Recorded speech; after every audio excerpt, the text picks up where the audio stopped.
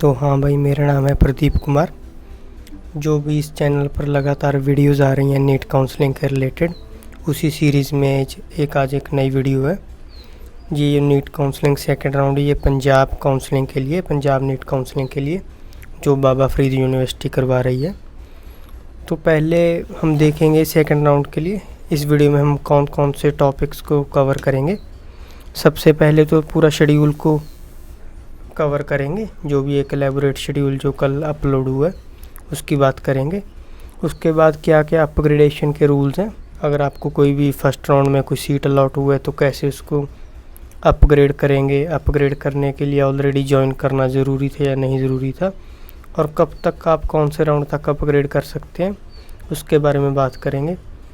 उसके बाद बात करेंगे कि कौन कौन सेकंड राउंड में रजिस्ट्रेशन करवा सकता है, रजिस्ट्रेशन के लिए एलिजिबिलिटी क्या है। उसके बाद बात करेंगे जो या फर्स्ट या सेकंड राउंड में सबसे ज़्यादा जो क्वेश्चंस पूछे जाते हैं किसी भी चीज़ के रिलेटेड होते हैं, उनके बारे में जो मोस्ट रेलिवेंट डाउट्स होते हैं उनके बारे में बात करेंगे।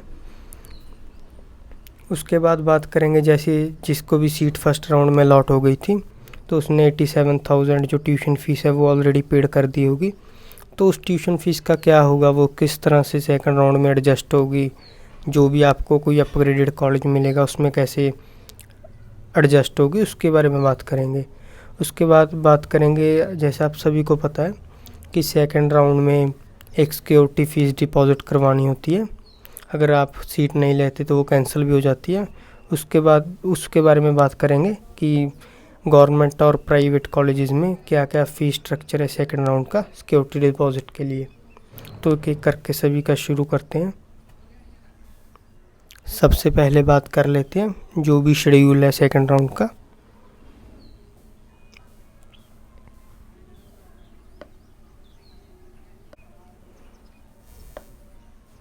तो जैसे आप सभी जानते हैं कि कल 8 अगस्त को जो पूरा शेड्यूल था वो भी अपलोड हो गया था, और कल 8 अगस्त को ही जो लास्ट डेट थी, जो भी आपको अगर कोई कॉलेज अलॉट हुआ है तो अगर आपने इसको ज्वाइन कर लिया तो कल 5 बजे तक उसकी लास्ट डेट थी।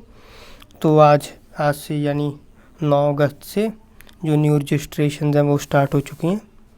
9 से लेकर 12 तक जो भी आपने, अगर आप ऑलरेडी रजिस्टर्ड हैं तो आपको दोबारा से रजिस्ट्रेशन करवाने की कोई ज़रूरत नहीं है, लेकिन अगर आपने फ़र्स्ट राउंड में रजिस्ट्रेशन नहीं करवाई थी तो आपको सेकंड राउंड में रजिस्ट्रेशन करवाना पड़ेगा 9 अगस्त से लेकर 12 अगस्त तक।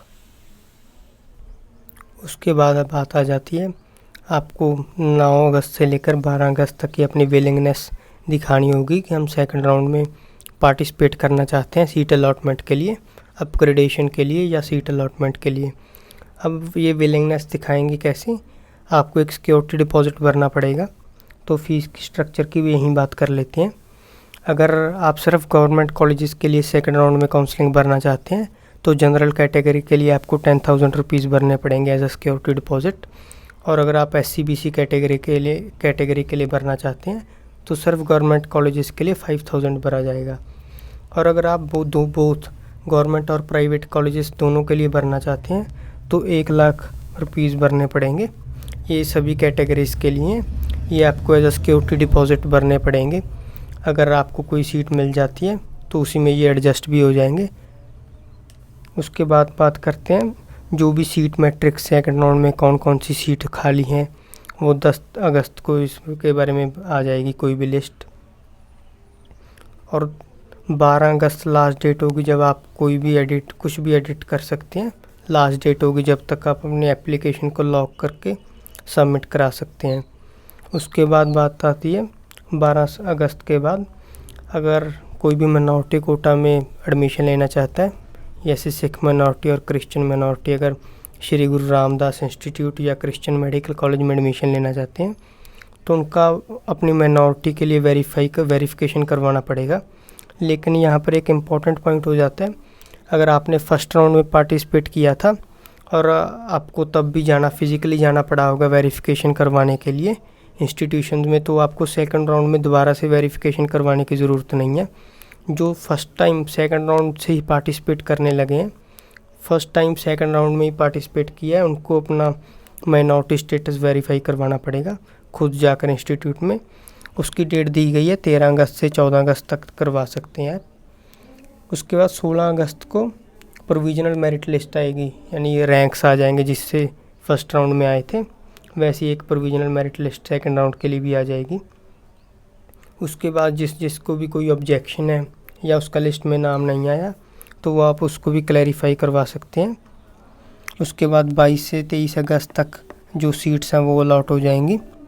उसके बाद 25 अगस्त को है जो फाइनल रिज़ल्ट आ जाएगा, फाइनल लिस्ट आ जाएगी, जिसको जो भी कॉलेज अलॉट होगा वैसे ही जैसे फर्स्ट राउंड में आई थी वैसी एक लिस्ट अपलोड हो जाएगी। उस लिस्ट के बाद अगर उसमें भी कोई ऑब्जेक्शंस हैं तो वो 26 और 27 तारीख को वो ऑब्जेक्शंस क्लैरिफाई करवाई जा सकती हैं खुद जाकर बाबा फरीद यूनिवर्सिटी में। और 28 अगस्त को फाइनल लिस्ट आ जाएगी, फाइनल रिज़ल्ट आ जाएगा प्रोविजनल, और जो जिसको भी अलॉट हुए होंगे कॉलेज उसका एक अलॉटमेंट लेटर जैसे फर्स्ट राउंड में आया था वैसे ही सेकंड राउंड में आ जाएगा। उसके बाद 29 अगस्त से लेकर 4 सितंबर तक आपको जो है फिज़िकली आपको वहाँ पर ज्वाइन करना पड़ेगा, एडमिशन लेना पड़ेगा। यानी देखा जाए सेकंड राउंड में तकरीबन 20 दिन लग जाएंगे। 9 अगस्त को ये शुरू हो जाएगा और 29 अगस्त फर्स्ट तारीख है जब आप अपने जो भी आपको कॉलेज अलॉट हुआ है उसमें आप ज्वाइनिंग कर सकते हैं। हमने शेड्यूल के बारे में कम्प्लीटली बात कर ली। अब बात करते हैं रजिस्ट्रेशन एलिजिबिलिटी की कि कौन कौन से जो कैंडिडेट्स हैं वो रजिस्टर कर सकते हैं, सेकंड राउंड की काउंसलिंग में पार्टिसिपेट कर सकते हैं। तो जो सेकंड राउंड है वो एज सच उसमें कोई भी प्रोहिबिशंस नहीं है। सभी जो जिसके भी डॉक्यूमेंट्स वेरीफाई हो सकते हैं, जिसके पास भी रिक्वायर्ड डॉक्यूमेंट्स अवेलेबल हैं वो सेकंड राउंड में पार्टिसिपेट कर सकते हैं। अगर आपने फ़र्स्ट राउंड में ऑलरेडी रजिस्ट्रेशन करवाया था, पार्टिसिपेट किया था, तो आपको दोबारा से रजिस्ट्रेशन करवाने की ज़रूरत नहीं है। लेकिन अगर आप कोई भी फ्रेश कैंडिडेट आपने फ़र्स्ट राउंड में पार्टिसिपेट नहीं करवाया तो आपको सेकंड राउंड में फ्रेशली रजिस्टर करना पड़ेगा।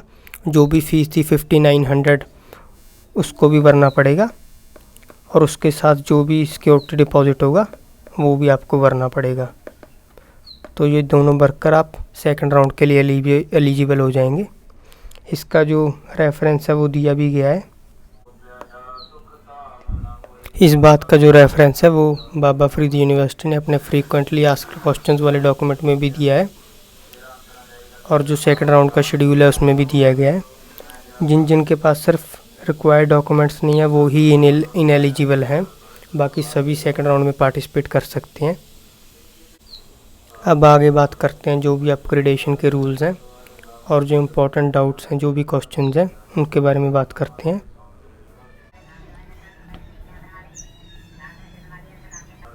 तो सबसे पहले जो सबसे बड़ा डाउट रहता है कि जो हमने फ़र्स्ट राउंड में जो 87,000 रुपीज़ जो भरे थे उसका क्या होगा। तो वो साफ बाबा फरीद यूनिवर्सिटी ने अपने डॉक्यूमेंट्स में क्लियर किया है कि आपके जो आपने 87,000 भरे हैं वो यूनिवर्सिटी के पास हैं, उनके पास चले गए। अगर आपने इसके बाद कुछ भी करना है, जैसे सेकंड राउंड में आपने कोई भी सिक्योरिटी डिपॉजिट करना है, तो जो उसकी आपको दोबारा से पैसे नहीं भरने पड़ेंगे। यही 87,000 में जिस भी कैटेगरी के हिसाब से जो भी पैसे बनेंगे वो इसी 87,000 में से कट जाएंगे। तो आपको विलिंगनेस के लिए जो सिक्योरिटी डिपॉजिट देना होगा उसको दोबारा से नहीं भरना पड़ेगा। उसके बाद बात आती है कि अगर आपको कोई सेकंड राउंड में कोई भी अपग्रेडेड कॉलेज मिल गया तो उसकी जो ट्यूशन फ़ीस है वो भी इसी 87,000 में जो बाकी की पेंडिंग रह जाएगी उसके बस आपको सिर्फ उतनी भरनी पड़ेगी, वो भी इसी में एडजस्ट हो जाएगी। यानी अगर आपने 87,000 भर दिया है तो इसी में आपकी जो सिक्योरिटी डिपॉजिट है इसी में से कट जाएगा, और जो आपने अगले कॉलेज के लिए अपग्रेडेड कॉलेज के लिए 87,000 भरना है तो उसका जो रिमेनिंग पोर्शन है वो आपको भरना पड़ेगा, बाकी सभी एडजस्ट हो जाएगा। उसके बाद एक इम्पॉर्टेंट पॉइंट आ जाता है, वैसे तो ऐसा कोई करेगा नहीं, लेकिन अगर मान लीजिए आपको कोई फ़र्स्ट राउंड में आपको कोई सीट मिली थी और आपने सेकंड राउंड में अपग्रेडेशन के लिए जाना है, तो आपने अगर सेकंड राउंड में उसके लिए अपग्रेडेशन के लिए भर्ती आपको कोई कॉलेज भी अलॉट हो गया, अगर आप उस कॉलेज को ज्वाइन नहीं करते तो आपको जो फर्स्ट राउंड में जो भी कॉलेज मिला था अब उस पर आपका कोई भी क्लेम नहीं रहेगा। आपको या तो अपग्रेडेड कॉलेज लेना पड़ेगा, नहीं तो आपको दोनों तरफ से आपको कोई भी क्लेम नहीं कर पाएंगे। यानी जैसे ही आपको सेकंड राउंड में कोई भी अपग्रेडेड कॉलेज मिलता है, जो आपको फर्स्ट राउंड वाली सीट थी वो ऑलरेडी खाली हो जाएगी, तो वो आपको उस पर आपका कोई भी क्लेम नहीं रहेगा। ये भी क्वेश्चन हमने ऑलरेडी डिस्कस कर लिया। अगर आपने फर्स्ट राउंड में ऑलरेडी भर दिया है तो आपको सेकंड राउंड में दोबारा से भरना नहीं पड़ेगा। तो हमने इम्पोर्टेंट डाउट्स में अपग्रेडेशन के लिए रूल्स और रेजिग्नेशन के रूल्स की बात कर ली।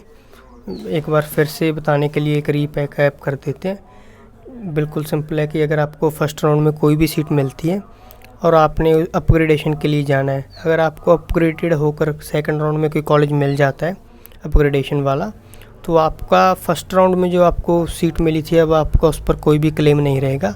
आपको या तो सेकंड राउंड वाली सीट लेनी पड़ेगी या आप उसको सरेंडर कर सकते हैं। लेकिन जो आपको सेकंड राउंड में सीट मिली है, अगर आप उसको सरेंडर करते हैं तो जो भी आपने सिक्योरिटी डिपॉजिट भरा था 10,000 या 1 लाख, वो आपको रिफंडेबल नहीं मिलेगा, वो आपका कैंसिल हो जाएगा। तो ये एक इम्पॉर्टेंट पॉइंट हो जाता है कि अगर आप सीट नहीं लेते तो आपका जो सिक्योरिटी डिपॉजिट है वो भी आपको नहीं मिलेगा। इसकी बात हो गई। उसके बाद इसकी भी बात होगी what will happen with already paid tuition fees. जो आपने ट्यूशन फ़ीस पे कर दी है वो यूनिवर्सिटी के पास एक तरह का रिज़र्व हो गया। आपने सिक्योरिटी डिपॉजिट भरना है तो भी आपका उसमें से कट जाएगा, और अगर आपने अगली ट्यूशन फ़ीस भरनी है तो आपको सिर्फ रिमेनिंग पोर्शन वाला पार्ट भरना पड़ेगा, बाकी इस 87,000 में से कट जाएगा। और सिक्योरिटी फ़ीस स्ट्रक्चर की बात हमने शेड्यूल में ही कर ली थी। कुछ और फ्रिक्वेंटली आस्क्ड क्वेश्चंस की बात करते हैं। सबसे पहला क्वेश्चन है कि अगर आपको कोई भी सीट मिल जाती है सेकंड राउंड में तो आप उसको लीव या रिज़ाइन कर सकते हैं। इसकी बात हमने ऑलरेडी कर ली। आप सेकंड राउंड में मिली हुई सीट को सरेंडर तो कर सकते हैं, लेकिन आपका सिक्योरिटी डिपॉजिट आपको वापस नहीं मिलेगा। उसके बाद क्वेश्चन आ जाता है कि अगर आपने जो सेकंड राउंड में आपको कॉलेज मिला था आपने उसमें ज्वाइन नहीं किया, तो आपको थर्ड राउंड में रजिस्ट्रेशन तो आपको पार्टिसिपेट तो कर सकते हैं, लेकिन आपको एक as a fresh candidate register करना पड़ेगा दोबारा से। जो भी सिक्योरिटी डिपॉजिट भरना होगा और जो भी पेमेंट करनी होगी वो सभी दोबारा से करनी पड़ेगी, फिर ही आप थर्ड राउंड के लिए एलिजिबल होंगे। लेकिन अगर आपने किसी भी राउंड में पार्टिसिपेट किया था, आपको कोई सीट नहीं अलॉट होती, जैसे आपने फर्स्ट राउंड में कोई रजिस्ट्रेशन करवाया था लेकिन आपको फर्स्ट राउंड में भी कोई सीट अलॉट नहीं हुई, उसके बाद सेकंड राउंड में भी कोई सीट अलॉट नहीं हुई, तो उसके बाद आपको थर्ड राउंड में फ्रेश रजिस्ट्रेशन फिर नहीं करवाने की ज़रूरत, अगर आपको कोई सीट अलॉट ही नहीं हुई थी। उसके बाद बात आती है कि weather the candidate can upgrade the second round allotted seat.